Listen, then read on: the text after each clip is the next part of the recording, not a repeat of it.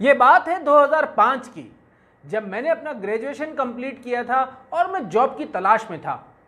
मेरा एक दोस्त एक बैंक में काम करता था, उसने बड़ी मुश्किल से एक रेफरेंस लगाया पाकिस्तान तकाफुल में अकाउंट्स की जॉब के लिए। अब जिस दिन मेरा इंटरव्यू था उससे पहले मैंने दिन रात तैयारी करी, तमाम अकाउंट्स की चीज़ें देखी, फाइनेंस की चीज़ें देखी, क्योंकि मैं उस वक्त ट्यूशन भी पढ़ाता था, जॉब भी करता था, खुद भी पढ़ता था। तो मेरे लिए इतनी इम्पॉर्टेंट थी वो चीज़ कि मैं आपको बता नहीं सकता कि किसी तरह मेरी नौकरी लग जाए। बहरहाल जिस दिन मैं जा रहा था उस दिन मेरे दोस्त ने मुझे कॉल करी, फिर यार तुमने अपनी जो सीवी है बिल्कुल सही से सेट कर ली है?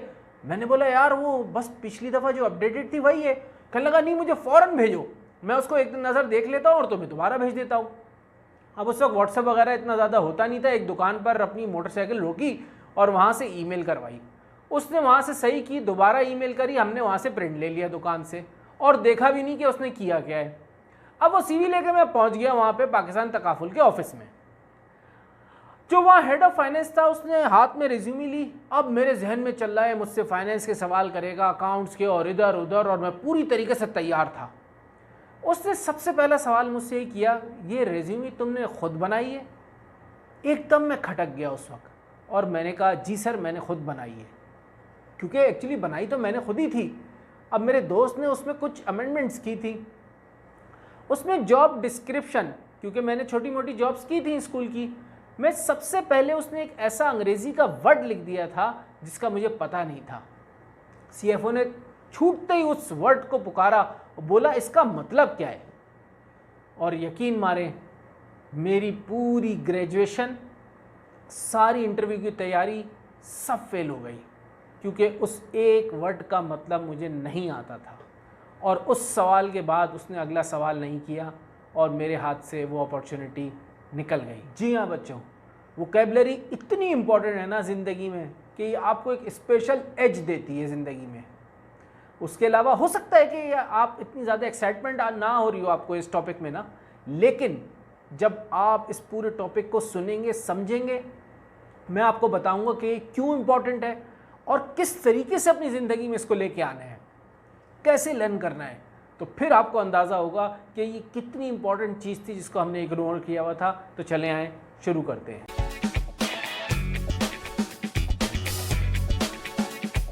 अस्सलाम वालेकुम students, this is Safiullah Wasiullah with you. बच्चों, अगर आप लोग चाहते हैं कि स्मार्ट लगें और फोरस्टॉल एम्बेरसमेंट भी आपकी ज़िंदगी में हो, तो आपको ज़रूरी है कि आप वोकैबुलरीज़ को याद करें और उसको लर्न करें। हमारी ज़िंदगी में बहुत दफ़ा ऐसी ईसोटेरिक किस्म की सिचुएशंस और अल्फाज आ जाते हैं, या ऐसे बिजनेस पार्टनर्स या क्रिटिकल किस्म की सिचुएशंस आती हैं जिसमें हमें समझ में नहीं आ रहा होता कि बात ही क्या हो रही है। तो ऐसी सिचुएशन में इंसान जो है मजबूर हो जाता है कि उसको कुछ समझ में ना आए और वो शर्मिंदा हो जाए।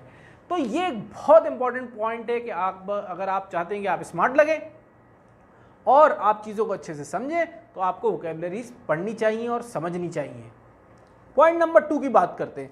पॉइंट नंबर 2 है कि अगर आप लेक्सिकन हिस्ट्री को समझना चाहते हैं, मिसाल के तौर पे ये आपके सामने एक किताब है शेक्सपियर की। ये समझ लें कि इस तरह की जो किताबें होती हैं ना, वो पूरी एक इसके अंदर पूरी अलग ही ज़बान होती है। इस पूरी ज़बान को समझने के लिए, यानी कि है अंग्रेज़ी, इस वक्त 1.5 बिलियन पीपल हैं पूरी दुनिया में जो कि अंग्रेज़ी बोलते हैं, और 1 मिलियन से ज़्यादा वर्ड्स हैं इसके अंदर, और हर साल 8,500 वर्ड्स इसमें समझ लें कि ग्रो हो रहे हैं ज़बान में। तो ये अब होता क्या है कि ये वर्निकुलर कहलाता है, यानी कि जो मदर टंग समझ लें या कोई ऐसी ख़ास ज़बान जिसमें कोई ख़ास काम हुआ हो, उस किस्म की ये किताबें होती हैं जो शेक्सपियर वगैरह की होती हैं। तो इसको पढ़ने से, इस तरह की हिस्ट्री को देखने से आपकी वोकैब्स अच्छी होती हैं और आप लर्न करते हैं इससे बहुत ज़्यादा। तीसरे पॉइंट की बात करते हैं, वो कहते हैं कि भाई क्लासिक्स को पढ़ो। क्लासिक्स यानी कि जैसे मैंने भी आपको शेक्सपियर की किताब दिखाई, ठीक है ना, इस तरह की किताबों को कहते हैं कि क्लासिक्स को पढ़ा जाए। क्यों? होता क्या है इससे? देखिए आजकल जो सेट का टेस्ट होता है, जीआरई का टेस्ट होता है, इन सब में इस तरह के क्लासिक जो लिटरेचर होते हैं उसमें से वर्ड्स आते हैं और आपके वो टेस्ट में जो है इसको देखते हैं कि आपको उनके मतलब आते हैं या नहीं। तो उसके लिए इस तरह की क्लासिक्स जो है वो बहुत आपको हेल्प करेगी।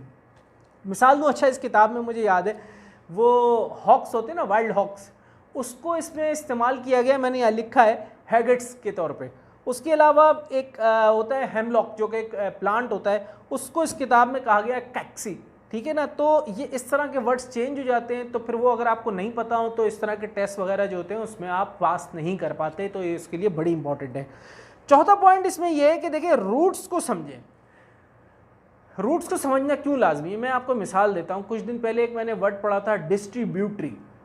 उसका मतलब क्या था? उसका मतलब ये था कि वो दरिया जिसमें से जो स्ट्रीम निकलता हो पानी का, और वो पलट कर किसी बड़े दरिया में ना गिरे या उसी दरिया में वापस ना आए, उसको कहते हैं डिस्ट्रीब्यूटरी।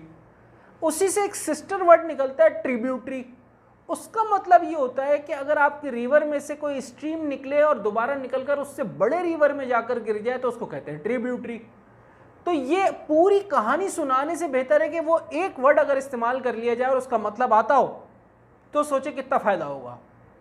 तो उसकी रूट्स को समझना है आपने वर्ड्स की, तो उससे आपको मीनिंग भी समझ में आएगी और आपको इतना अच्छा लगेगा कि यार मुझे ऐसी चीज़ें पता हैं जो कि दूसरों को नहीं पता, तो एक डिफरेंस क्रिएट हो रहा है। इसमें जो आखिरी पॉइंट है बहुत इंपॉर्टेंट, वो है आपका मेंटल होराइजन कितना बड़ा होता है। ये तो देखें होता क्या है, मिसाल के तौर पे आपको जिन चीज़ों का पता ही नहीं है तो आप उसके बारे में सोचेंगे ही नहीं, आइडिया ही नहीं लाएंगे, क्रिटिकल थिंकिंग नहीं करेंगे।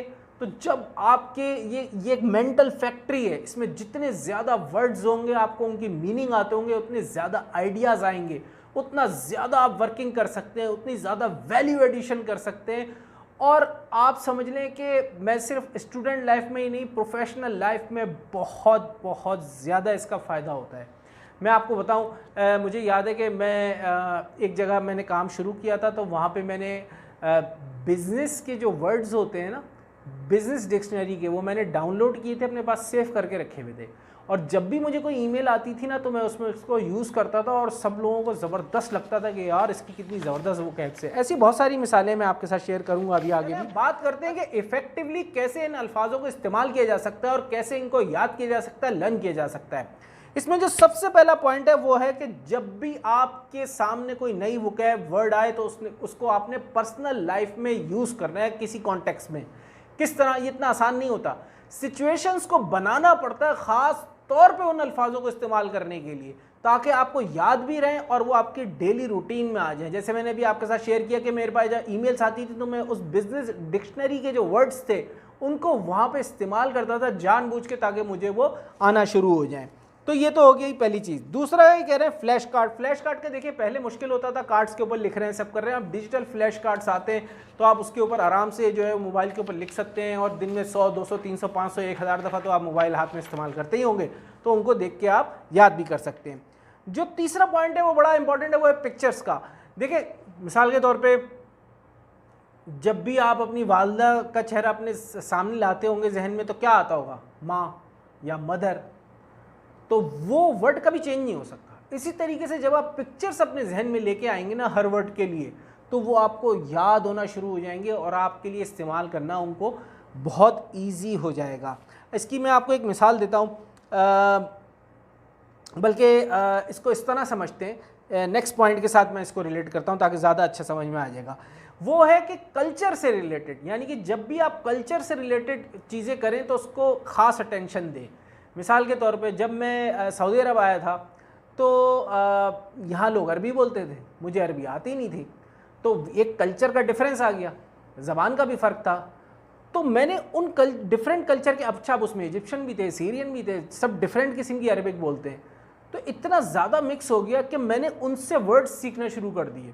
तो जब भी आप डिफरेंट कल्चर, यानी कि जिसकी भी मादरी ज़बान हो अंग्रेज़ी, उसके साथ अगर आपकी कोई बातचीत शुरू हो जाए या उसके साथ कोई रिलेशन हो आपका, तो वो आपको बेशुमार वर्ड सिखा सकता है बड़ी आसानी के साथ। उसके अलावा जो आखिरी पॉइंट है वो है मेक इट अ फन, यानी कि देखिए जब आप चीज़ों को फ़न बना के करते हैं ना, तो आपको भी मज़ा आता है और आपकी ज़िंदगी में वो चीज़ें आसानी से आती हैं। यानी कि कुछ अल्फाज ऐसे हैं जो आप सबके सामने बोलेंगे दोस्तों यारों में, सब हंसेंगे, उनको समझ में नहीं आएगा, ठीक है ना, लेकिन फिर उसके बाद जब आप उस लफ्ज़ की मीनिंग सबको बताएंगे तो आपको रिपीट हो जाएगा और उनको भी मज़ा आएगा, आपको भी मज़ा आएगा। तो इसको एक फ़न के तरीके से करें ताकि आपको इससे फ़ायदा हो। देखें याद रखें, जितने भी न्यू आइडियाज़ होते हैं ना, न्यू वेज ऑफ थिंकिंग जो होती है ये तमाम उसी वक्त आएगी जब न्यू वर्ड्स होंगे आपके पास। जितने न्यू वर्ड्स आपके पास होंगे उतने न्यू आइडियाज़, उतने न्यू वेज ऑफ थिंकिंग आपके पास आएंगे और उतने ज़्यादा आप ज़िंदगी में आगे बढ़ सकेंगे। तो मैं आपको हाईली रिकमेंड करता हूँ कि कुछ ना कुछ रोज़ के 2 लफ्ज़, 3 लफ्ज़, 5, 10 लफ्ज़ जितने आप कर सकते हैं वोकैबुलरी ज़रूर अपनी ज़िंदगी में लेके आएँ, ताकि जो है आप देखेगा कि वक्त के साथ साथ ऐसा डिफरेंस क्रिएट कर देंगे आप मार्केट में कि आप उस वक्त मुझे भी दुआ देंगे और ये कहेंगे कि वो उस वक्त का हमारा डिसीजन बहुत अच्छा था। तो अगर आज की वीडियो आपको पसंद आई है तो दूसरों के साथ शेयर कीजिएगा। आपका दोस्त सफ़ी, अस्सलाम वालेकुम।